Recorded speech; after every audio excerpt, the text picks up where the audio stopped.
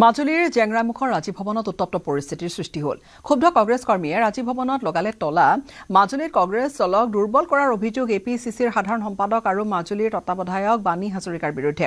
অসম প্ৰদেশ কংগ্ৰেছ কমিটিৰ সাধাৰণ সম্পাদক আৰু মাজুলীৰ তত্ত্বাৱধায়ক বাণী হাজৰিকাই স্বেচ্ছাচাৰিতাৰে গণভিত্তি নথকা লোকক ব্লক কংগ্ৰেছত নতুন দায়িত্ব অৰ্পণ কৰা কেন্দ্ৰ কৰিয়ে জেংৰাইমুখ ৰাজীৱ ভৱনত উত্তপ্ত পৰিস্থিতিৰ সৃষ্টি হয়। যোৱা 13 জানুৱাৰীৰ দিনা মাজুলী জিলা কংগ্ৰেছৰ অন্তৰ্গত মাজুলী ব্লক আৰু উজনি মাজুলী ব্লক কংগ্ৰেছ কমিটিখন ভংগ কৰি নতুন কমিটি গঠন কৰে।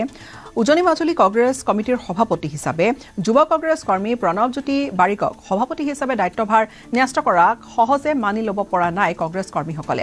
আৰু শুকুৰবাৰে নতুন সভাপতি প্ৰণৱজ্যোতি বাৰিকে জেংৰাইমুখ ৰাজীৱ ভৱনত নতুন কাৰ্যভাৰ ল'বলৈ উপস্থিত হওঁতেই বাধা প্ৰদান কৰে। সেইলৈ কংগ্ৰেছ কৰ্মীসকলৰ মাজত তীব্ৰ উত্তেজনাৰ সৃষ্টি হোৱাৰ লগতে পৰিস্থিতি উত্তপ্ত হৈ উঠে। যিগৰাকী আমাৰ পূৰ্বতে আছিলে ব্লক সভাপতি মহেন্দ্ৰ শইকীয়াকে তেখেতকে বাহাল থাকিবৰ কাৰণে আমাৰ কংগ্ৰেছ কৰ্মীসকলে মত প্ৰকাশ কৰিছে।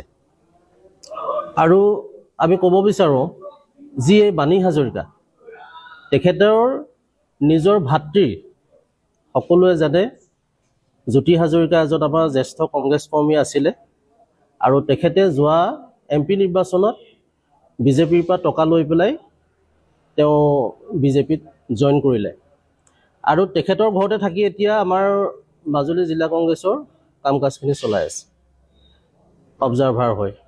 গতিকে তেখেতৰ ভায়েককে এতিয়া আনিব পৰা নাই কংগ্ৰেছলৈ।